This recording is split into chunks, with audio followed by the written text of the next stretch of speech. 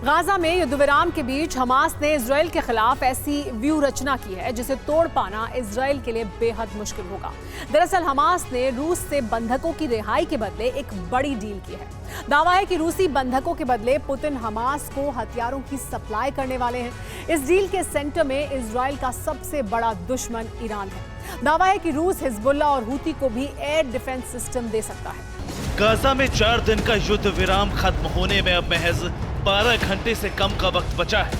इस बीच महाविनाशक युद्ध की पटकथा लिखी जा चुकी है। एक ऐसा युद्ध जो इजराइल में तबाही ला सकता है।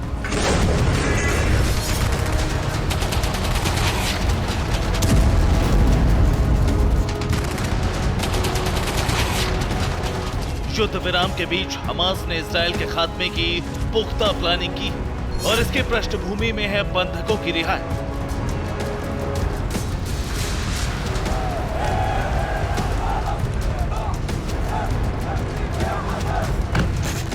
बंधकों की रिहाई के बदले हमास ने ऐसी डील की है जो इस जंग में हमास लड़ाकों को फ्रंट फुट पर लाकर खड़ी कर सकती है। इजराइल के ग्राउंड ऑपरेशन को ध्वस्त करने का दम रखती है। हमास की प्लानिंग के सेंटर में है ईरान। दावा है कि ईरान के सौजन्य से हमास और रूस के बीच एक सीक्रेट डील हुई। इस डील के मुताबिक रूस हमास को हथियार देने वाला है जो जल्द गाजा के वॉर ग्राउंड में नजर आ सकते हैं। हमास ने बंधकों के बदले में रूस से एक बड़ी डील की है। इस डील के मुताबिक रूस अपने नागरिकों की रिहाई के बदले हमास को हथियार देगा।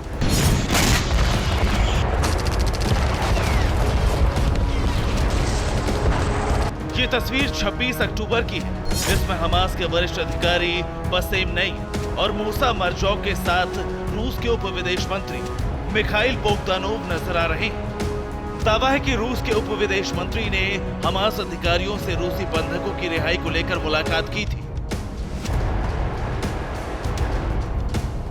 तकरीबन 1 महीने की बातचीत के बाद ईरान की मदद से रूस और हमास के बीच डील संभव हो पाई। हमास ने 3 दिन में 40 इजरायली और 18 विदेशी बंधक रिहा किए।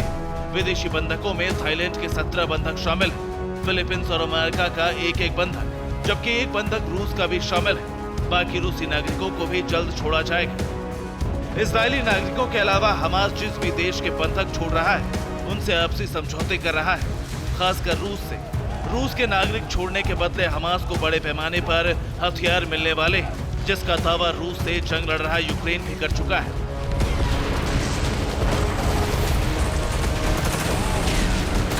यूक्रेन आर्मी के लेफ्टिनेंट जनरल ने हाल ही में दिए एक इंटरव्यू में कहा, रूस अपने हथियारों का प्रोडक्शन बढ़ा रहा है। वो यूक्रेन के पूर्व और दक्षिण में युद्ध का विस्तार करने की कोशिश में है। नए हथियारों से कहीं और भी हमले हो सकते हैं।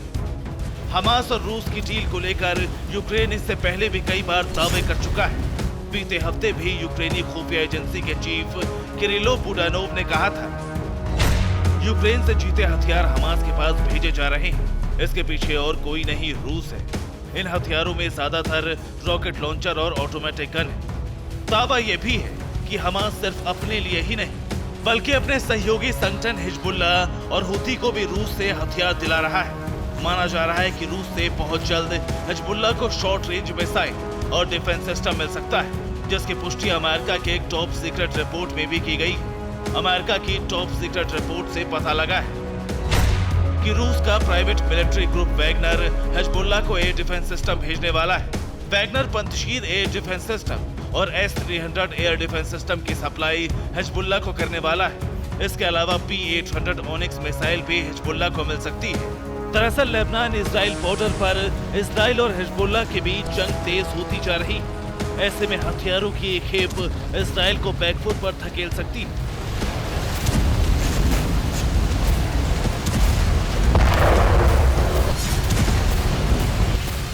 इजराइल जहां हिजबुल्ला के लिए विनाशक हथियारों का बंदोबस्त कर रहा है, वहीं खुद के लिए उसने रूस से सैटेलाइट इंटेलिजेंस की डील की। हमास को रूसी सैटेलाइट इंटेलिजेंस मिलना इजराइल के लिए बेहद घातक होगा। इससे ग्राउंड ऑपरेशन में लगे इजरायली जवानों की सटीक लोकेशन हमास को मिल सकती है।